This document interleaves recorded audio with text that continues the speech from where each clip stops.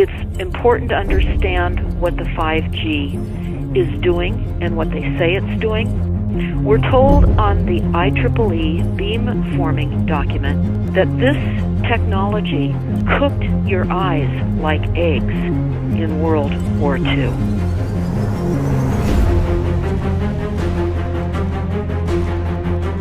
And you all need to understand these are military weapons. These are assault frequencies.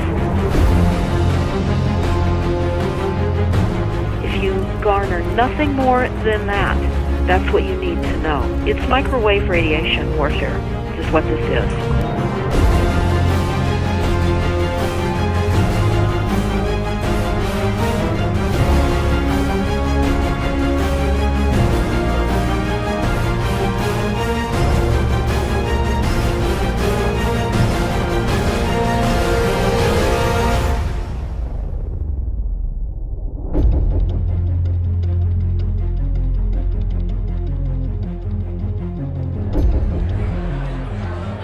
Ladies and gentlemen, please join me in welcoming to the National Press Club Federal Communications Commission Chairman Tom Wheeler. It's an honor to be here at the National Press Club. The first generation wireless, 1G, was voice. The second generation, 2G, allowed both talk and text. The third generation, 3G, the internet, in a limited way. And today's technology, 4G, completed that digital migration. But if anyone tells you that they know the details of what 5G is going to become, run the other way. This video is brought to you by the number 5 and the letter G. And pretty soon, everything else will be too. I have to tell people 5G is a killer. I'm Mark Steele. Anybody who hasn't heard me, I'm a weapons systems head-up display expert. I'm one of the leading experts in the world. I've actually broke cover in relation to this, and the reason I became an expert was to invent them. What I'm going to say to you today, do not believe a single word I say. Not one. I want you to do your own research. You'll find it's absolutely terrifying. You got your body covered? Aye. Oh, good lad. Right, because I can talk to that. This 5G rollout is a weapon system. I've got a letter with central government because I know about weapon systems more than anything other. In Britain, in a place in the north of England called Gateshead, a scientist there called Mark Steele has been very publicly and actively warning people about the effects of LED streetlights, which he says in Gateshead are emitting now 5G. Right, move away, what's the crack? Hey, lads. I'm just having a word with these Gateshead council workers about replacing these transmitters on these lights that are causing harm and assaulting the community. This is an existential threat to the economy, to the environment and humanity. Well, if these transmitters are everywhere, then everyone's at risk, surely.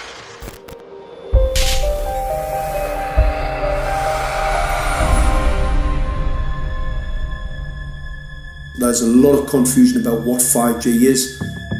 The G stands for generation. So you started off with the first transmitter system. Back in the 1980s. In the 80s, yeah. So you had 1G, then you had 2G. And as the generations moved on, you started to see more complex signal systems, cleverer pieces of antenna designs, etc., etc.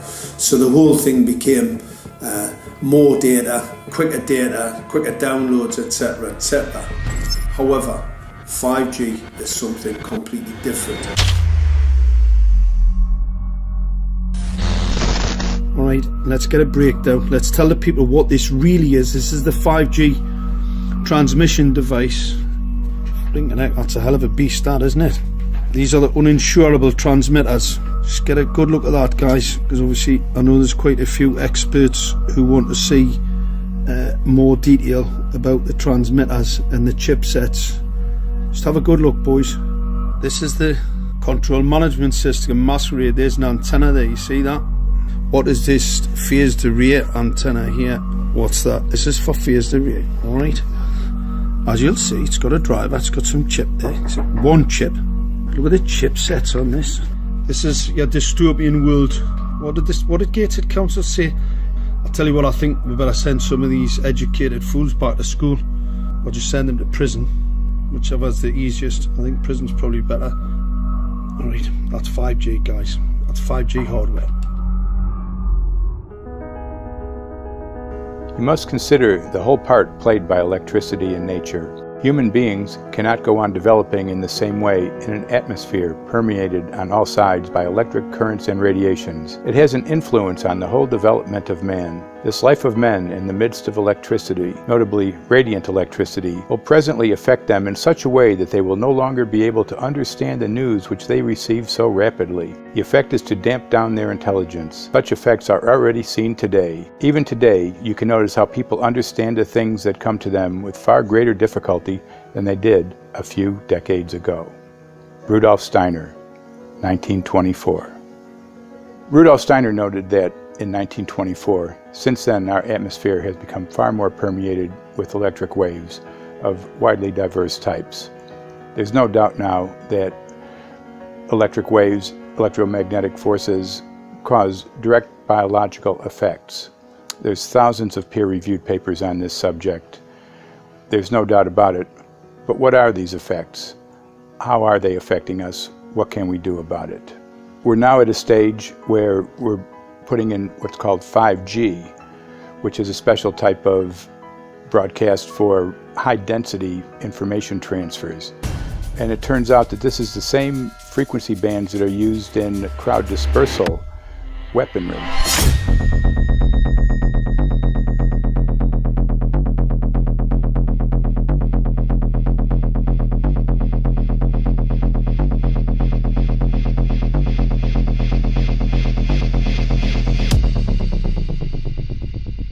5G, first and foremost, is densification.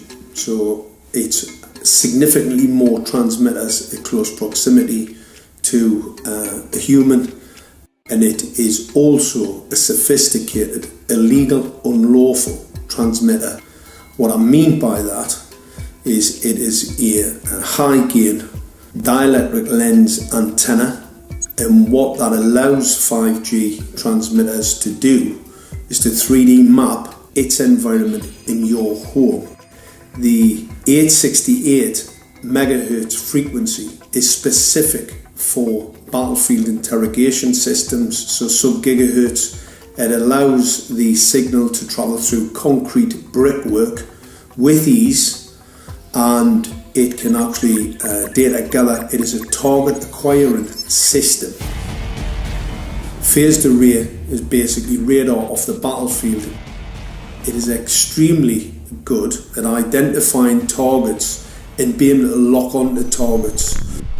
And not only that, it can specifically target you as an individual. So any judge sitting on an interesting case, let's say, any lawyer, any barrister, anybody doing any work that is potentially controversial, your life could be at threat.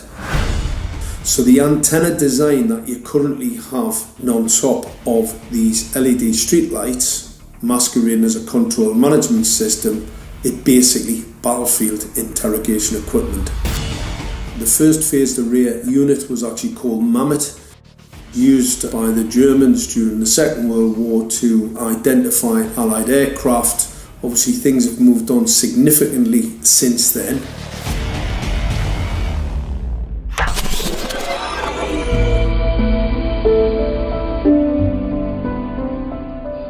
Well, I joined the Royal Navy in 1960, and I specialised in microwave warfare.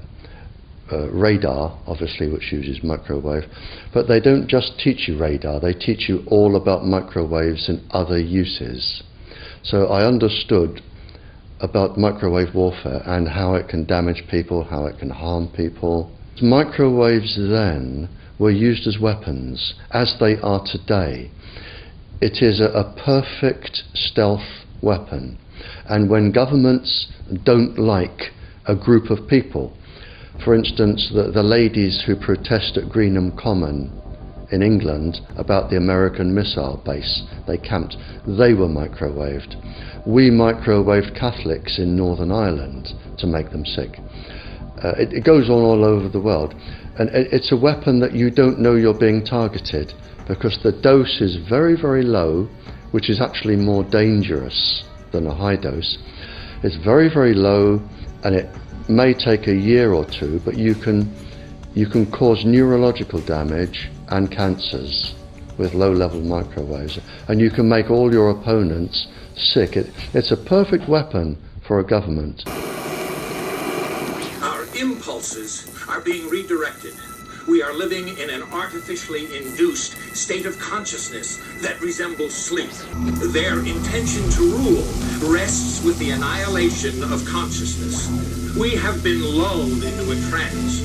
They have made us indifferent to ourselves, to others. We are focused only on our own gain. Please understand, they are safe as long as they are not discovered. Keep us asleep, keep us selfish, keep us sedated. Almost immediately, I had neighbours knocking on the door, talking about children bleeding from the nose. I had images posted on Facebook.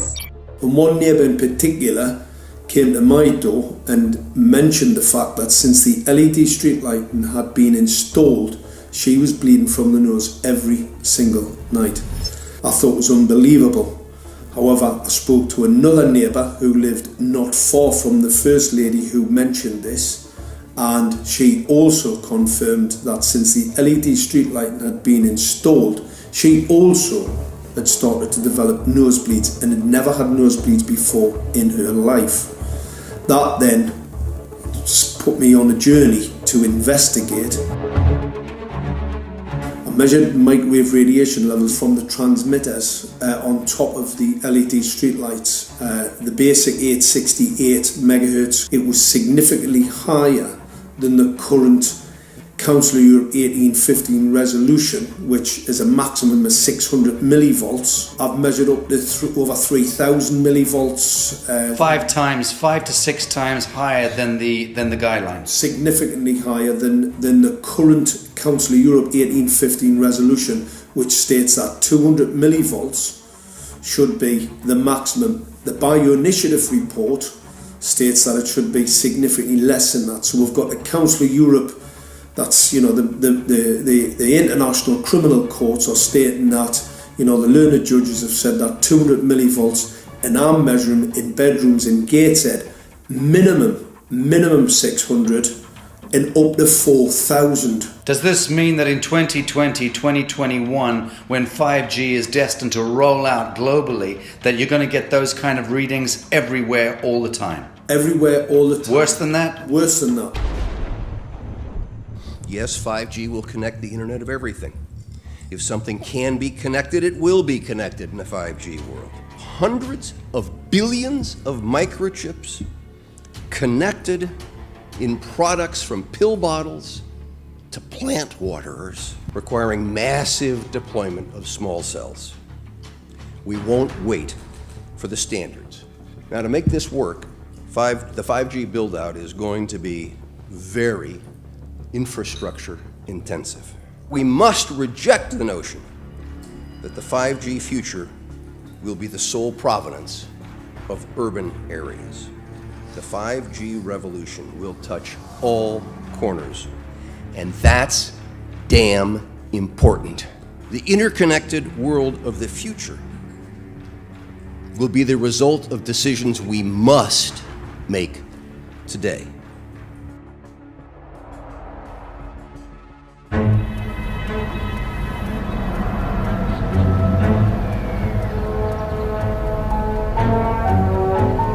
The main issue before us today is Senate Bill 637 and Senate Bill 894, the former by Senator Hugh and the latter by Senator Knopf. We're going to invite the first four witnesses in support of the legislation, and that would be John Jones with Sprint, David Lewis and Andy Emerson with AT&T, Neil Krevda with Verizon, and Frank Alcavetti Jr. with T-Mobile. So be straight with me. Is it true? It could be. No, well, come very, on. very no few cases. Proof There at was all. an unfortunate really a incident out in complicated Iowa. situation. Look, gentlemen, practice these words in front of the mirror. Although we are constantly exploring the subject, currently, there is no direct evidence that links cell phone usage to brain cancer.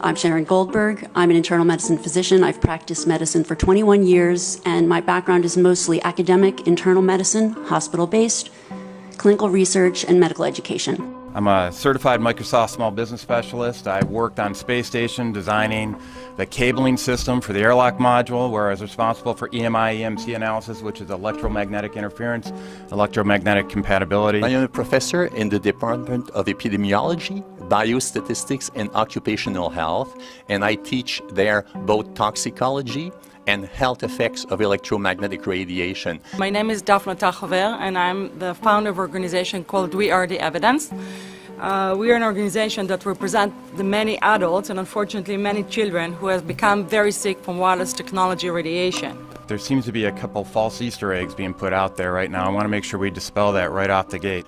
The effects of wireless on health scientifically are very, very clear. So it's always pushed back to the definition of an acceptable level of radiation. And that's what this is, by the way. This is about radiation. Wireless radiation has biological effects, period. My name is Dr. Angie Kolbeck. I've been reviewing the studies showing the impacts of wireless radiation on our health, and there are now thousands of studies showing the following adverse health impacts to wireless radiation: cancer, oxidative damage, DNA damage, DNA failure. Things like memory, dizziness, anxiety, brain fog. Headaches, nosebleeds, cognitive problem, exhaustion. We have evidence of DNA damage, cardiomyopathy, which is the precursor of congestive heart failure. Short and long-term memory loss, decreased attention spans, lower reaction times, even involuntary contractions of muscles causing misalignments of spines and jaws. Breast cancer. We suddenly have breast cancer in women who have no DNA predisposition. Disrupted immune function and change in stress proteins, reproductive and fertility effects. There are dozens and dozens of studies that show beyond any doubt what this radiation is doing to our sperm. Now, if you take the cell phone out of your pocket, the sperm will recuperate within 3 to 4 months. What would not recuperate would be the damage to the DNA of the sperm. That is irreparable. The wife of the ex-governor of Indiana was diagnosed with glioblastoma. Same brain tumor Ted Kennedy had and John McCain had. Did you look at John McCain's car? This is a cell phone brain tumor. LeBron James, one of our sports people, had a salivary gland tumor. That is another cell phone tumor. You didn't hear about it because immediately after that was discovered, he was paid by Samsung to become their spokesperson. We are seeing increases in brain tumors. We're seeing increases in Alzheimer's. We're seeing increases in all of the neurotransmitter diseases, ALS, Lou Gehrig's disease, Parkinson's. These are all disease systems that are known to be associated with low-level energy exposures. We talk about 24/7, around-the-clock exposure, wherever you are and your whole body. You never get away from it. And it seems from our studies that maybe your immune system can cope with for a time, but it will deteriorate. Then the irradiation will definitely damage cells at a deeper level, and the question is what will then happen? These are out of peer-reviewed papers, so these are not just hypochondriacs thinking that they're doing it. We're having real problems with this. This is no longer a subject for debate when you look at PubMed and the peer-reviewed literature. These effects are seen in all life forms: plants, animals, insects, microbes. So 5G is not a conversation about whether or not these biological effects exist. They clearly do. There is scientifically evidence that is so strong that you can be certain that the standards used by the FCC to manage health effects are wrong. We need to start measuring how much radiation are people being exposed to. before we roll out 5G, there are 4 kinds of electromagnetic fields that we know are harmful to human health. So radio frequency radiation, magnetic fields, dirty electricity, and electric fields, okay? Our exposure, any given person, and all humans are affected by EMFs. What is our exposure in a day? It's not one cell phone.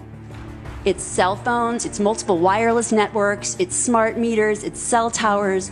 It's this sandwich, and it all adds up. The data we're going to look at are all published science, testing results, or public standards. At the bottom end of the radiation scale of what's called power density, or signal strength, is the minimum level at which cell phones will work, which was found to be 0.2 billionths of a microwatt per centimeter squared. Pine needles were found to age prematurely at 0.000027. At short-term exposures of 0.05, children aged 8 to 17 experienced headache, irritation, concentration difficulties, and behavioral problems. 0.1 is the Bow Biology or Building Biology Guideline for extreme concern. 1.0 produced sperm DNA fragmentation and a decrease in sperm viability in vitro. Also at 1.0, the science shows the following bodily effects can occur: headaches, dizziness, fatigue, insomnia, chest pain, difficulty breathing, and indigestion. 2.5 saw altered calcium metabolism in heart muscle cells. 4.0, changes in the hippocampus affecting brain memory and learning. And at 6.0, DNA damage in cells. So, where are smart meters on this list? Electrical Power Institute in December 2010 measured a single Itron smart meter with pulses up to 7.93 microwatts per centimeter squared. Our own testing indicated approximately 8.0 with 1 meter. These tests are at a close distance, approximately 1 foot away from the meter, but an infant's crib could be just as close on the other side of the wall where the meter or bank of meters are installed.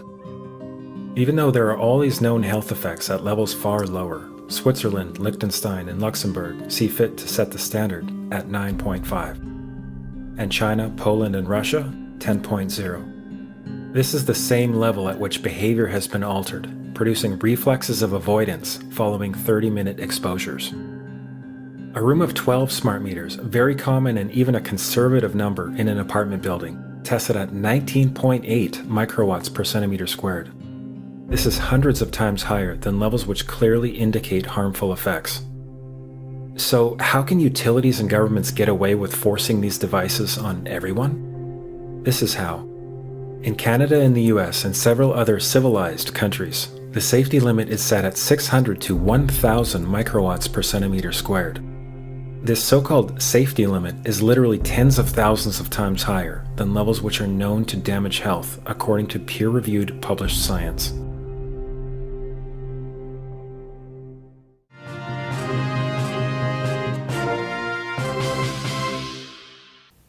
Faster, better, more reliable internet. That's the promise of 5G technology, but there is also the peril. Health hazards associated with radio frequency that is higher also and requires more transmitters and antennas. And the stark, simple fact is the health hazards are unknown and unstudied. And that is a sign of neglect and disregard on the part of the Federal Communications Commission that seems unacceptable. There have been no answers so far. The FCC basically has said everything's fine, but in order to reach a conclusion about the health and safety of this new technology, we need facts. Mr. Chairman, thank you for having this hearing.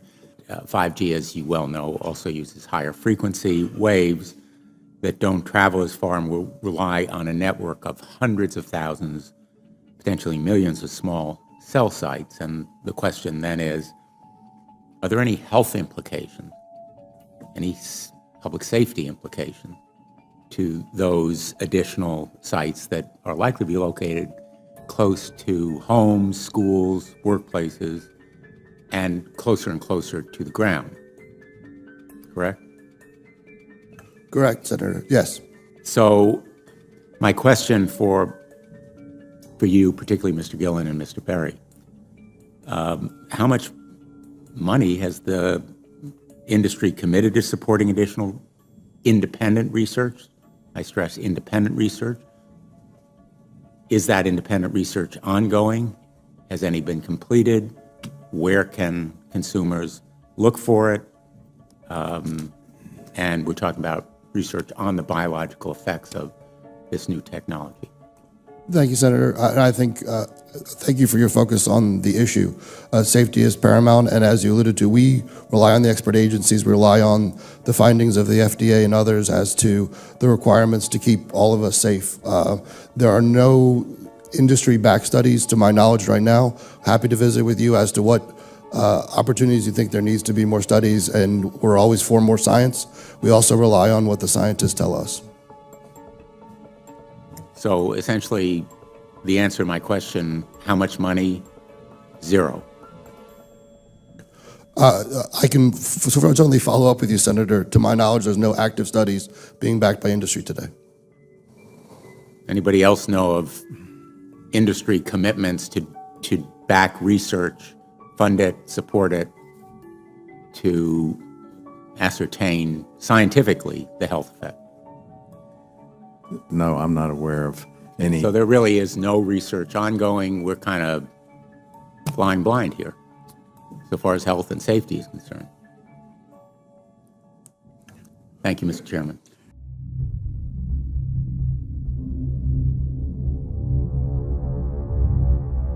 You're a trained medical professional. Yes. We don't have one on the panel. What are we to make of the American Cancer Society, for example, telling us there's no evidence of harmful product? Many of these organizations have conflicts of interest. Very briefly, if you can, what do you mean by conflict of interest? One of the first things that you teach residents is that you always have to look at the funding. There's a tremendous amount of sponsored research by people who are hired to do studies to find no effect. And that's plagued this field in a number of countries. The radio frequency radiation work that we did was supported by Motorola. The relationship was really very cordial and very stress-free, but only up until we started generating data. These folks were very, very upset and began to talk about how are they going to handle this, what sort of spin can we put on this, what can we expect from this, and from that point on the relationship changed. What we saw was that Motorola began to exert more and more control over the work, telling us what to do, telling us how to write abstracts, what to say in the abstracts, what to say in the papers, how to do the work. No, don't do this. Yes, do it this way. This was unacceptable. I had completed our study of DNA damage, and I submitted the final report to Motorola. They simply weren't willing to accept my interpretation of my study, my evaluation of my study, my knowledge of science at that point, and tried to urge me not to publish the study.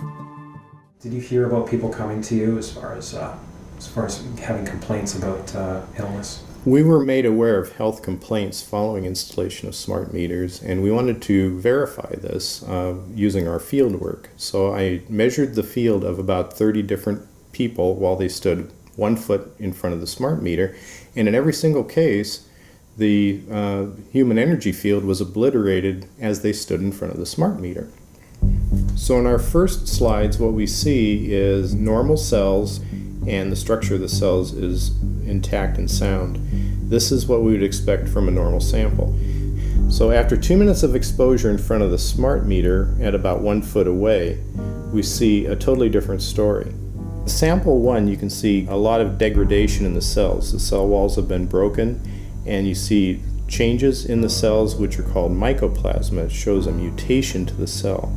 In the second sample, we see a different type of degradation to the cell membranes. You can see a corrugation here. This is called bottle cap formation, and it's known that this occurs due to oxidation or exposure to free radicals. So this third subject, when we did her sample, she had to be pulled away from the meter after 45 seconds because she complained about an increasingly severe headache. And here you see a phenomenon called rouleau, where the red blood cells are stacking up, which makes it very difficult for the blood to deliver oxygen to the tissues as they would be their normal function. Every single one of these is a degradation. Every single one of these shows a trauma to the blood cells, and that came from something, and the only variable was the smart meter. The good news in all this is the patient and the blood can return to normal once they have been removed from the influences of these stressors.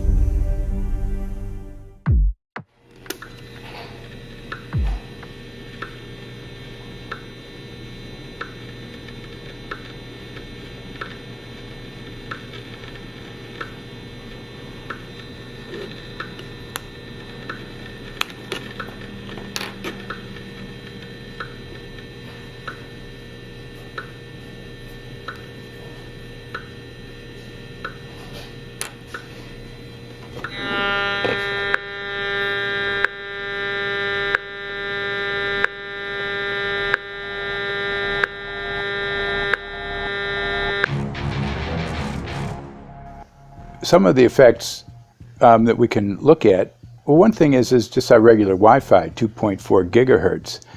That's in the same range as microwave ovens, which are also called radar ranges, because that is radar. 2.4 gigahertz is interesting. It's not the peak absorption rate in water for microwave frequencies, but it's at a point where it allows full penetration, because if it came in at the peak, it would prevent the insides from getting warm. So that's with basic Wi-Fi. Now when we look at 5G, 60 gigahertz, this is what they call active dispersal sort of weaponry, just to keep people back. It burns the skin. It doesn't penetrate, but 60 gigahertz is the frequency of oxygen molecule absorption. Since they have electrons that they share with each other, what we breathe is actually O2, pair of oxygen. So being bombarded with 60 gigahertz could very well impair our oxygen absorption rates in our body, and thereby the whole basis of our living system. Martin Pall says, putting tens of millions of 5G antennas without a single biological test of safety has to be about the stupidest idea anyone has had in the history of the world. So assessing all this, we have experts in various fields: military EMF weaponry, biological effects on humans, firefighters that are getting cognitive impairment by being there in them, countries that are banning these sort of technologies around schools because of the impairment to cognitive. Let's weigh that up in light of what Rudolf Steiner said in 1924 about just mere radio causing the impairment of cognitive functions on people, that they can receive news from around the world, but they can't understand it as well because of the effect of the electricity. We have to say, something smells sinister here. With the 5th generation, it's actually a whole new ballgame. It's not using the same technology. They're switching to military-grade millimeter wave technology. And when you look at this technology, I mean, if you go and look at DARPA reports, come and look at some of the patents that the United States military has put out on what they can do with psychological weapons, all sorts of things, crowd control, active denial, anything you can think of. This is what they can do with 5G. So any type of military application you can think of which has an electromagnetic base, they can do with 5G. And they're putting this out blanket across the population. Ladies and gentlemen, the President of the United States. Good evening, my fellow Americans. In the councils of government, we must guard against the acquisition of unwarranted influence, whether sought or unsought, by the military-industrial complex.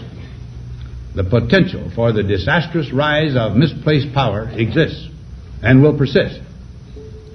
We must never let the weight of this combination endanger our liberties or democratic processes.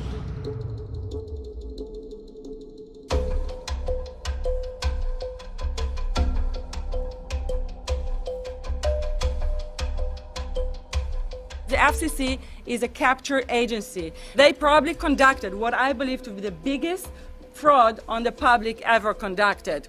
The FCC has been described by Harvard University's Center for Ethics writer Norman Alster as the most captured agency in D.C., acting more as an industry cheerleader than a regulator. This is especially true today with 5G, where there are serious safety concerns and potentially misleading information coming from the FCC.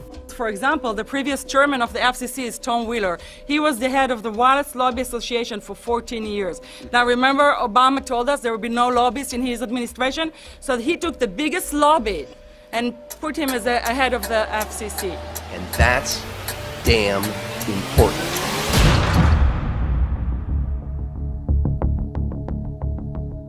In 1993, the FCC started a rulemaking to adopt the IEEE regulations on this issue. IEEE is an engineer association.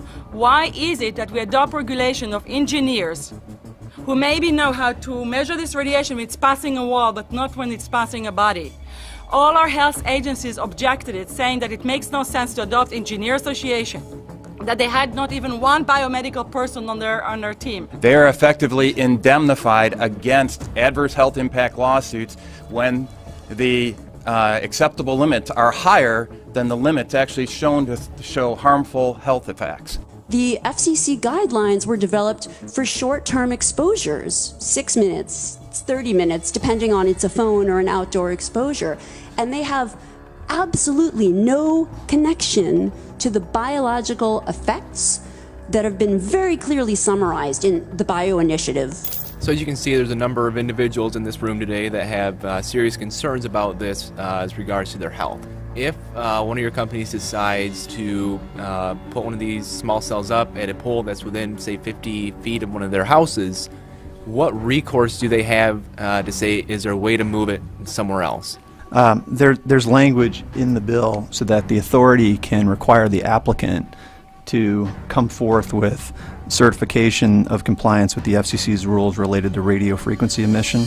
Remember that denial of request or denial of permit request that you can put in?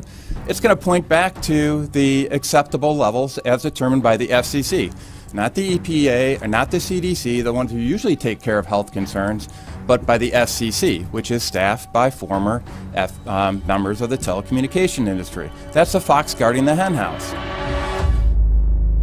It's a fact that most insurance companies will not indemnify against EMF effects. Telecom companies around the world are warning their investors of potential major costs due to real or alleged risks of EMF pollution from their products.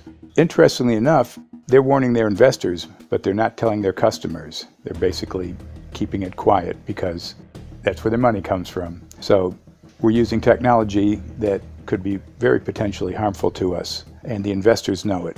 But their only worry is that they might lose money, not that our health might be affected. First of all, I think what you should really think about is why is it that they're not insured? It's not that they chose to be self-insured. They actually rejected by the insurance company from being insured because they understand the risk.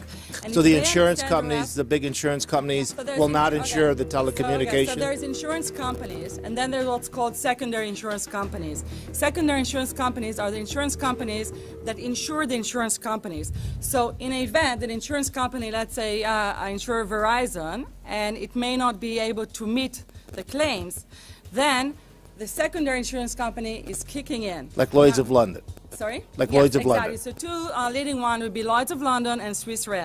Both told the insurance company not to insure the wireless industry, and this is why they're not insured. And that should give you a hint. Now, this is exactly why they have to prevent a health lawsuit. And how did they prevent lawsuit? That goes back to Section 704.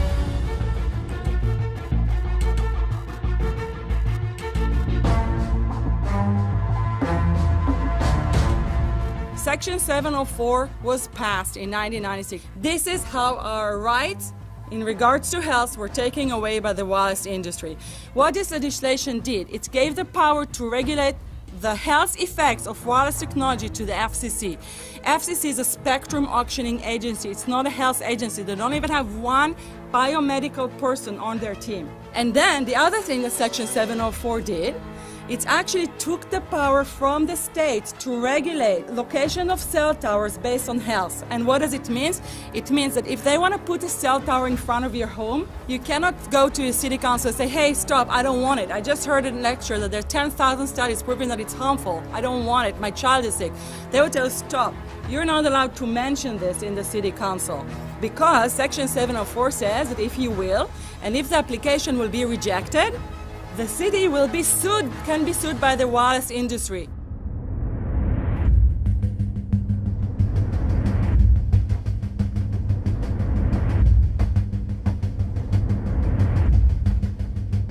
A major U.S. government study on rats finds a link between cell phones and cancer. Very first government study linking the radiation from cell phones to cancer. Two-decade, $30 million federal study out today found there is some evidence of a link between cell phone radiation and brain cancer.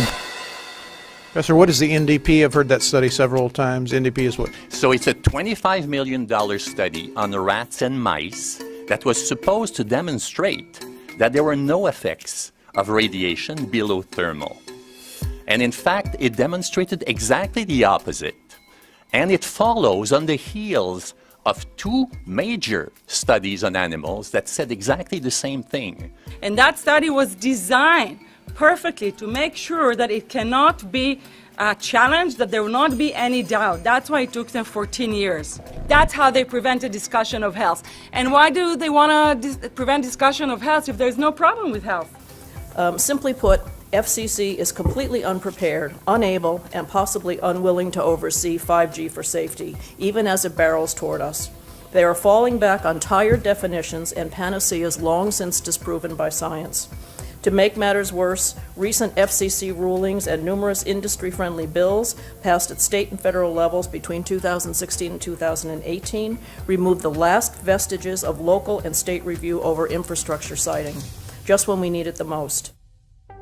When those first studies were performed years and years ago, nobody knew about the importance of the microbiome, the role of the microbiome and the immune system, and even less the role of the microbiota inside our brains, that is, the microbes that are normally resident inside our brains, whose influence on brain function is nothing but immense. And you may think, well, who cares about the microbes?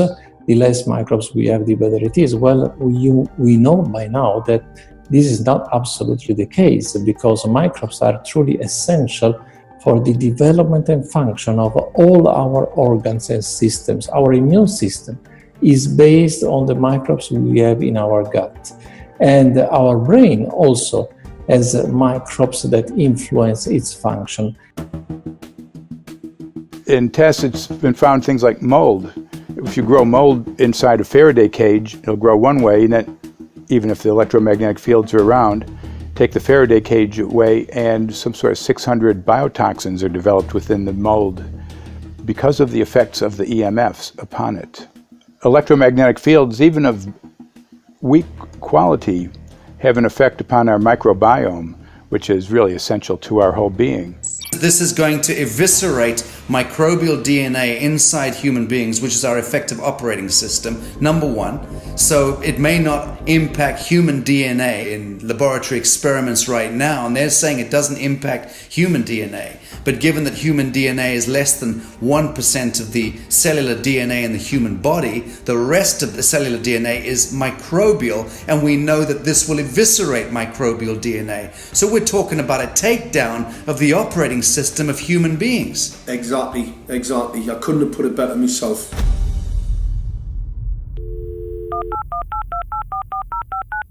John Brandt. Good morning, Mr. Brandt. Wow, this is Amanda from Virginia hi, how are you? Hi, I've been trying to get a hold of you for months now. You guys are covering up chemtrails. No, we are not covering it. We have no reason to cover up chemtrails. Of course, you have every reason to cover it up. Every reason. It's called losing your job. What reasons would that be? Oh, well, you personally, you would lose your job if you were to reveal anything to me, and it's probably unsafe for you to even be speaking about this, considering the types of individuals you work for. It's not unsafe. It is unsafe. There's no problem with us talking on, you're a citizen, you're making a complaint. Oh, Lord have mercy on my soul. It's a complaint in an area that we don't have authority to regulate.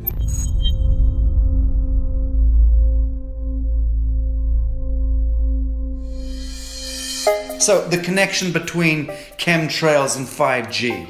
It's all interconnected. The metallized particulates that would allow the 5G phased array, so basically the radar that would allow it to be able to identify you, so it can watch you, it can identify you in your own home 24 hours a day, 7 days a week. For the last X amount of years, we've been through chemtrailing, and that is now the cat is out of the box. We've had these nanoparticulates raining down on humanity for years now, impregnating our bodies, by best accounts staying inside our bodies. Those nanoparticulates, what you're saying, are building up a kind of a phosphorescence glow capability so that we can be flagged up in our homes, behind concrete and steel, inside bunkers, in the basement, doesn't matter where you are. The 5G will be able to now triangulate, map and read you, because you as a living being are impregnated with these nanoparticulates, which are acting as a kind of transmission and reception technology.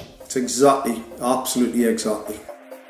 You have to consider that DNA also works as a fractal antenna, which is able to send and receive and also to process signals under the form of radio frequencies. Well, then there is no doubt that artificial radio frequencies, such as those of cell towers, and in particular these new types of towers that have a much higher density of signals, they may somehow interfere with the ability of DNA to retain and transmit biological signals. So this is one level of danger that very few biologists are aware of.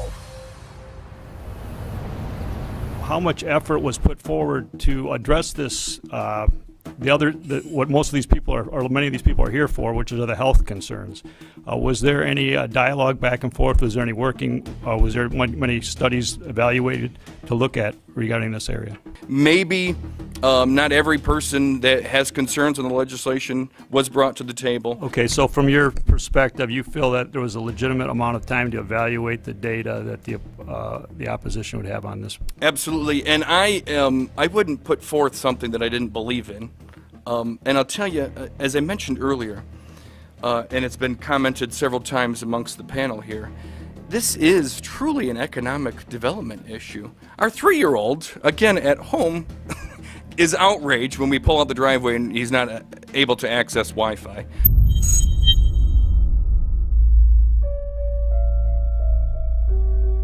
I think anyone who puts Wi-Fi into a school should be locked up for the rest of their life. I really do. I think they're not fit to walk on the surface of this planet because they haven't looked at the research, and whatever incentive they have, it is not worth the genetic problems that parents are going to face with their children when they're born. France has banned Wi-Fi in nursery schools and put warnings out for regular schools because they're finding there's impaired learning capacity in children when they're around Wi-Fi. And they have to put up warning signs where they put Wi-Fi transmitters. When I got sick and I learned that they're putting Wi-Fi in the schools in Israel, I was very sick at the time, but I could not tolerate the thought that children in the schools will become as sick as I have. And after a few months of correspondence, I submitted a Supreme Court case in Israel to ban the use of Wi-Fi in the schools and replace them with wired network. The 4 top diseases that kill our children, our young adults right now, are brain tumors, thyroid cancer, testis cancer, rectal cancer, everywhere we put our cell phones. And a lot of our children are sick and they're being misdiagnosed and mistreated because the wireless industry has put billions and billions of dollars in the past 30 years to mislead the public as to the health effects and keep the public uninformed. We are performing an experiment on children. We are exposing children to microwave radiation for 6 hours during every school day. We have had absolutely no studies looking at the long-term effects of this radiation on young people or even on adults. A considerable amount of research shows that developing brains and bodies of children are much more affected than adults. And there are clear indications of a link between increased electromagnetic fields and autism spectrum disorders. We took 10 autistic children and went back to the sleeping location where the mother was when she was pregnant with that child and compared it with the sleeping location of a mother that gave birth to healthy children. We had 10 mothers in that group, 10 mothers in this group, and in the group of the autistic children, we found that the measurements that we got for the microwave exposure was elevated compared to the group of children that were normal. The fetus is affected. The exposure to man-made electromagnetic fields has become the first factor that could be isolated ever in autism that could predict autism.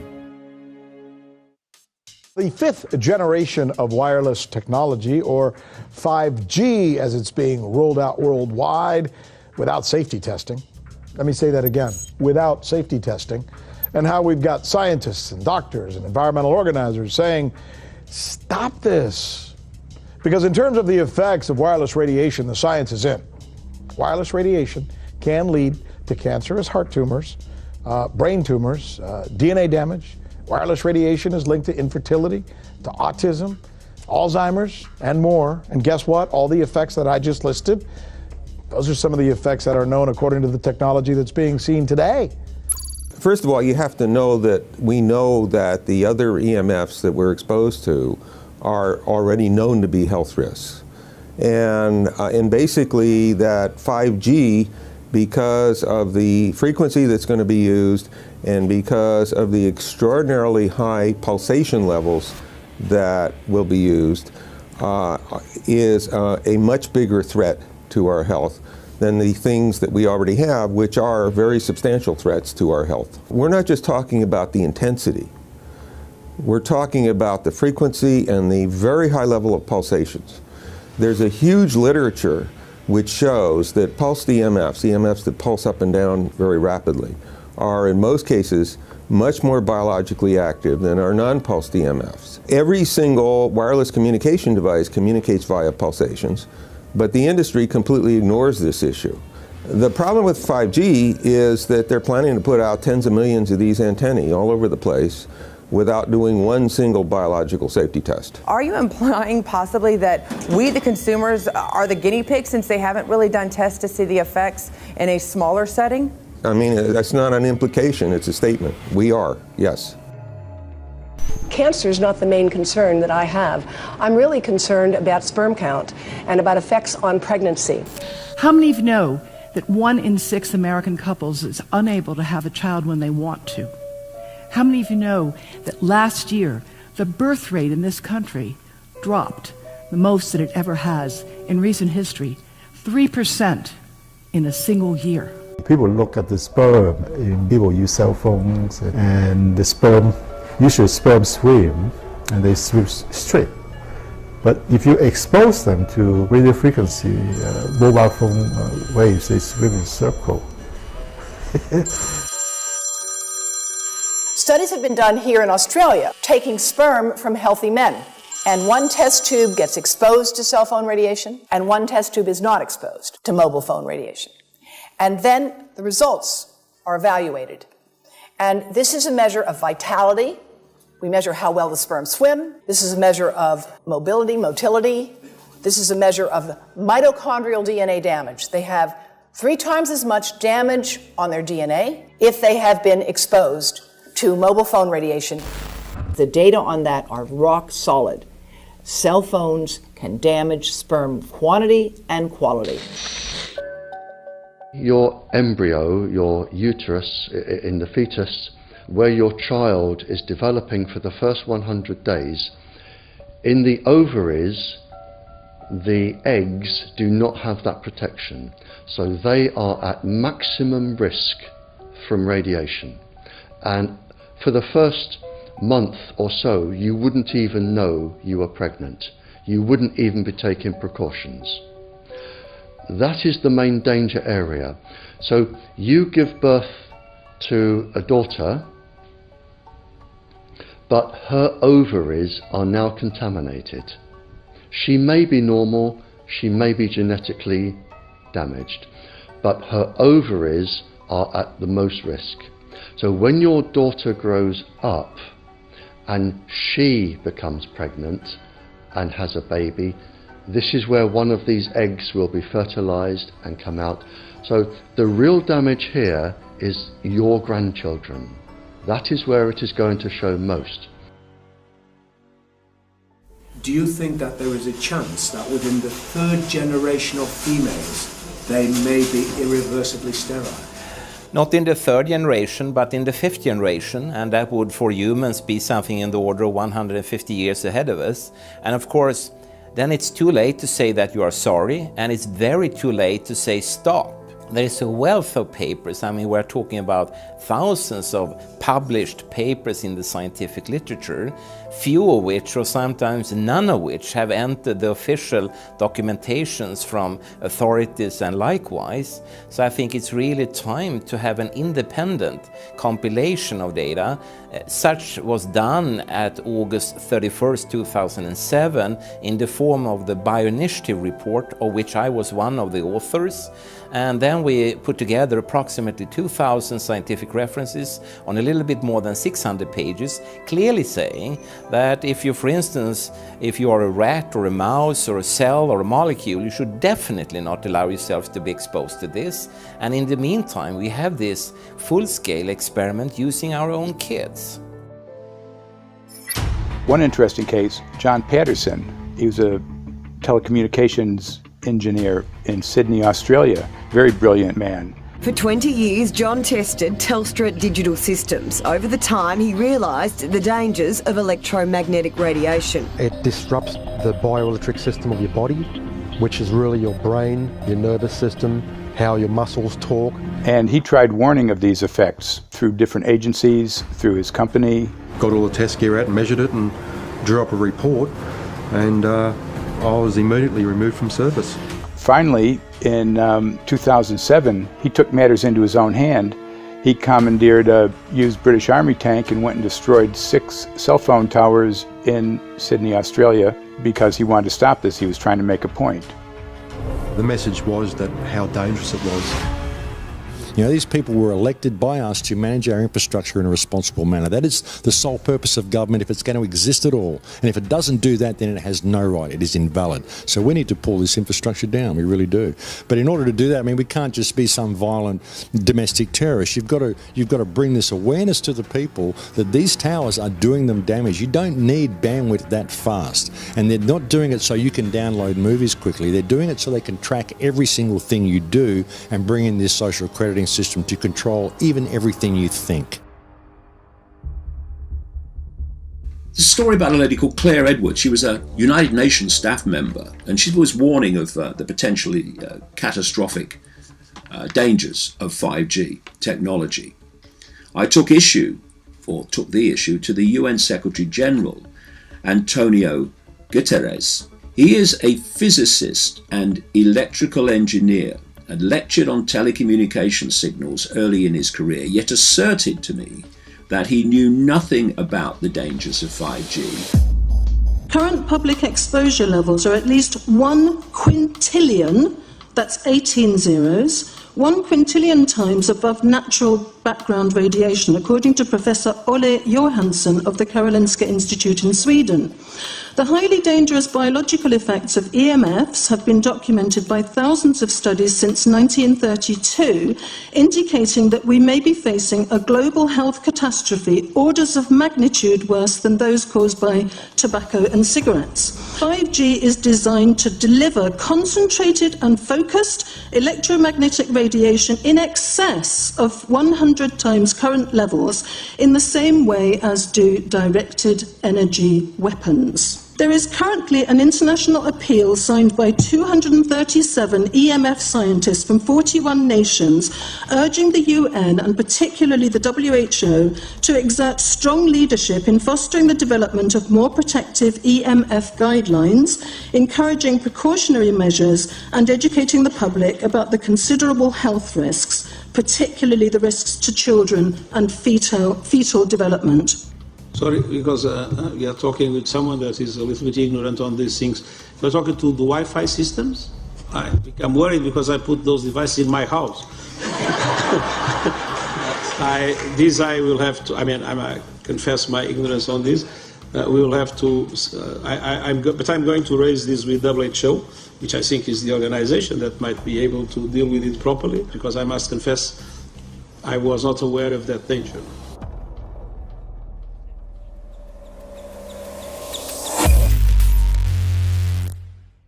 In 1996, when the Telecommunications Act was passed, in it was a provision essentially that kept local officials from addressing health issue concerns when approving or not approving a cell tower. So that's correct. But then something new is happening. We've talked a lot about it on the Solari report, thanks to Jason Bogdan-Smith and his website EMF Warriors. But this is new. This is very, very new. So you're basically, sending out an appeal on something that in one sense hasn't happened yet. This is not just an incremental change. This is a big step up.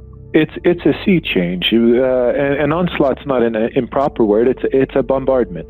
So instead of a cell tower 1 mile or 2 miles from you and you still have cell phone service, we're going to have antennas every block, and some poor soul is going to have one mounted to a utility pole maybe less than 20 meters from their home. So this kind of, invasive bombardment with this many antennas, just in 1 square mile, if you do the math, 1 per block and 16 blocks per mile, that's about 250 antennas per square mile. The millimeter wave is untested. Former FCC Chairman Tom Wheeler openly said that they don't plan to test. We won't wait for the standards. And then our appeal also addresses the fact that there's a plan to roll out 5G through satellites in low Earth orbit. So 20,000 satellites, which will cover every square foot of the planet with a 5G signal. 6, 5, 4, 3, 2,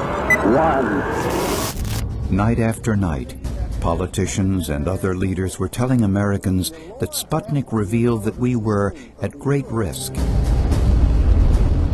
Not just our pride, but our security is at stake. If Russia wins dominance of this completely new area, well, I think the consequences are fairly plain. Probable Soviet world domination. We choose to go to the moon in this decade and do the other things, not because they are easy, but because they are hard. Because that challenge is one that we're willing to accept, one we are unwilling to postpone, and one we intend to win. Welcome, everybody, to the White House. This is White House 5G Summit. My name is Justin Clark. I'm the Director of Public Liaison, and we are thrilled to have you here today. Really happy to be joined by a lot of leaders in industry, members of Congress and the Senate, White House leaders on this, and people from the FCC. Before we start, one, we are government, so don't assume we know anything, okay? I do agree, I don't know anything. I have become accustomed to giving speeches in my new position on subjects about which I frankly know very little, and we need more cell towers and connections in Connecticut, my home state. It's ridiculous. The U.S. is in the lead thanks to our private sector as well as the work of the FCC and this administration overall. But China and South Korea and many other countries are eager to claim this mantle. We have every intention to deploy 5G first and reap the benefits of faster and more robust wireless. Yes, I hope we beat China, of course. And get to gigabit speeds and low latency, and the race has begun. Let there be no mistake. The race to 5G is a sprint. Winning the global race to 5G, it's a national priority. We must bear in mind the national security implications of winning the race on 5G. Today we're talking about the importance of being first in 5G, continued commitment to putting America first in the race to 5G. We're calling it America First, 5G First. Well, our strategy is called the 5G Fast Plan, a plan to facilitate America's superiority in 5G technology. Connected devices for health applications, which I love, has the capacity to make people healthier, as I understand it, a lot of medical applications. Industry is not asking the government for money to build 5G networks. They're asking us to cut the red tape that surrounds infrastructure deployment. We cannot let today's red tape strangle the 5G future. The red tape slows and sometimes stops the building of densified network facilities necessary for 5G. As we continue our efforts to keep government out of the way so that America can continue its leadership for America to win the race to 5G. One path is the government regulatory path. The other path is the private enterprise free market, the gales of creative destruction Schumpeter path. Have you ever heard that? Gales of creative destruction? It just means let it rip. The new replaces the old. With 5G, we're on the cusp of another era of American innovation. It means an even more connected world for everyone around us, unlocking the potential of the Internet of Things to become safer, healthier, and more sustainable for our future. You know, sometimes, look, we all believe in the 10th Amendment, but sometimes you have to override it.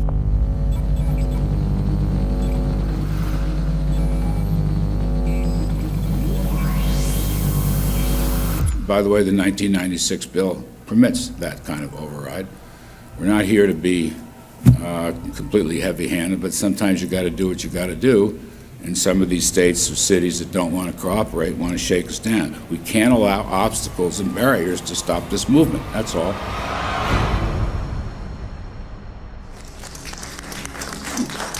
And this happened in Canada. I mean, there were some activists I was working with up there that said, well, you know, we won a victory. We got the Public Utilities Commission to allow us to opt out. And I said, boy, that's divide and conquer. They just got rid of the people that were raising hell. So, you know, that's not the answer. We need to opt out everybody. An opt-out is an agreement to pay to not be harmed. An opt-out is volunteering into extortion. An opt-out says that if I don't pay you, you have the right to harm me. So that doesn't work. This is a mandate. This is being pushed down your throat by a company that is not responsive, by a government that is not responsible, and it's being done in a collusion that's designed to undermine the individual rights of individual people in communities across the country and around the world. The Minister for the Environment has a duty. His duty is primarily to ensure that there is cleaner, better, healthier environment for people in this country. It's a simple duty. He also has a responsibility in regard to science and innovation to make sure that that happens. What seems to be happening here, in fact one could say undoubtedly happening here, is he's using science and innovation to ensure that our right to life is threatened. There have been no public debates. There is no public discourse. There are no public disclosures as to why, when, how, what is going on in regard to 5G. That by itself is a breach of ministerial responsibility, and one which we really should look at in terms of a private prosecution against the ministers who have failed to protect our right to life. Okay, smart technology, smart meters, smart cars, not that smart, huh? What does smart mean? Anything that has smart attached to it, secret militarised armaments in residential technology.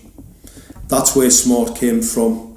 And smart, every bit of technology that you see today has all been developed for either some type of battlefield, some type of intelligence gathering system, and obviously these developments have to be commercialised, and people have actually took them into their homes. The definition of a smart grid is a wireless system that will fundamentally turn every single appliance in your home into the equivalent of a transmitting cell phone. That's every computer, every television, every furnace, every air conditioner, every coffee machine, every printer, every single appliance that you have in your house will eventually, in a smart grid, have an antenna that's embedded into it that will transmit your usage data to a smart meter on the outside of your home that will then transmit your usage data to another tower receiving that usage signal that will then go to the utility company for supposedly billing purposes. Not all signals will just be about your individual use. There will be aggregate meters that will bounce signal from house to house to house within a neighborhood that will then accumulate all of the usage data that will transmit that to the utility company. Now, what that will do is that the end metering system that is transmitting all of that data will be firing an RF signal at many, many times a second, which will increase the average homeowner's radio frequency radiation exposure exponentially. This picture shows some aphids on the leaf of an orange tree shortly after radar equipment was installed at a nearby airport a number of years ago. I noticed that every few seconds, all the aphids would tense up in unison and do sort of a little dance, as you see in the picture. Upon further investigation, I found that the interval of time between the activity of each dance coincided exactly with the rotation of the radar rotor device at the airport, which was a distance of approximately 14 miles. The antenna arrays create this steerable beam, which helps concentrate the energy. The beams get pointed at the user. What's a MIMO tank? Massive in, massive out. British government have got a plan to roll 400,000 out. This is so that you've got 5G in every nook and cranny, every part of the countryside, so that you can have autonomous tractors, believe it or not. However, those transmitters, these are radar. It is phased array radar. Though that radar signal sweeping the countryside will kill every pollinator, every biological structure, it will sterilise livestock, it will kill the ground, consequently land won't have a value, obviously farmers will die, the community will be under attack. The community will be under attack. If we can't produce food, if we kill all the pollinators, we're in serious trouble. The takeaway is that 5G, the $1 trillion rollout of 5G by our friendly local government, is definitely a weapon system masquerading as a modern efficiency technology. It most certainly is, and what I put it down to, it's economic terrorism. There is no value, nil, in killing off your population, in destroying your ability to grow food, to kill all your pollinators. They may have a nice financial number on a piece of paper, but in reality, dementia, diabetes, all the things that are currently crippling the NHS, a burden on the country, illness, mental health issues, the focus of that cause can be identified and has been identified in the science. The science is proven. The epidemiological data that we're seeing on the street is now substantiating that science. The DNA inside you, the mitochondrial DNA, you can trace unchanged to your mother, her mother, her mother, right the way back to the beginning of the human race in Africa, the Stone Age. It is unchanged, the mitochondria, and that is being unchanged in your children, which means if you damage it, your child could be genetically damaged, then her child, and her child, and her child, forever. You are condemning the future generations of every single child. There is, however, a light at the end of the tunnel, or there is some ray of hope. Thanks to the principles of biological quantum entanglement that we have learned how to exploit in the field of biology and medicine, now we can transfer the information from the microbial DNA to the human DNA.